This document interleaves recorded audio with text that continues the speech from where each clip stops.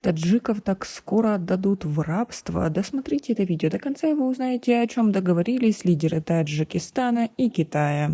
Подписывайтесь на обновления, точно будете в курсе всего самого интересного. Таджикистан и Китай реализуют совместные меры по вопросу реконструкции таджикской алюминиевой компании «Талко».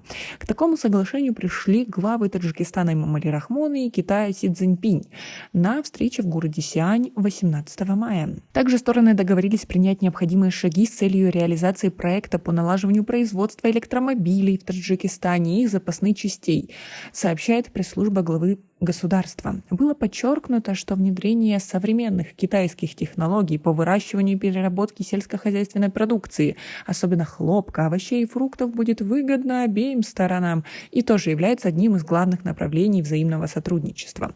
Также таджикская сторона поддержала предложение по созданию экономического коридора Китай-Таджикистан, Северный Афганистан.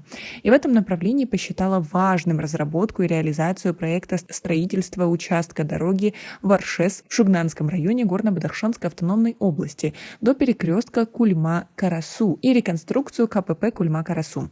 Эта инициатива была воспринята положительно руководителем Китая.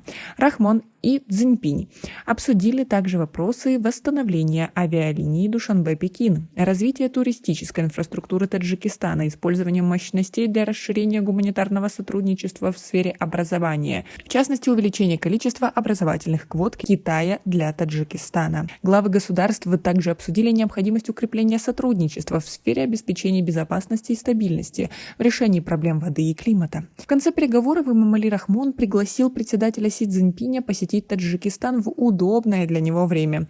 Приглашение было принято с удовлетворением, а дата визита будет согласована по дипломатическим каналам. Напомним, что Эмомали Рахмон находится в Китае с государственным визитом для участия в конференции «Центральная Азия. Китай». Как вы относитесь к таким соглашениям? Ведь если перечислить все документы, которые они не подписали, их всего 25 о сотрудничестве в различных сферах, и тем самым Китай забирает все бразды современных технологий, создания каких-то новшеств в Таджикистане. Тем самым такое ощущение, что Таджикистан просто является для них полем по развитию инфраструктуры, по выкачиванию денег, ресурсов и тест-драйве каких-то своих идей, которые они не могут реализовать или не хотят реализовывать внутри Китая, распространяются как только могут.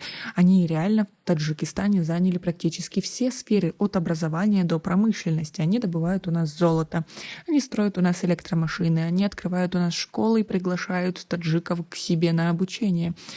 Они реально вселились в Таджикистан, причем в прямом смысле, учитывая, что президент Эмомали Рахмон отдал часть территорий Китаю за долги. Как вы относитесь к такой ситуации? Как вы думаете, стоит ли нам дальше расширять сотрудничество с Китаем? У нас пока на этом все. Оцените наше видео подпиской и лайком. До скорой встречи!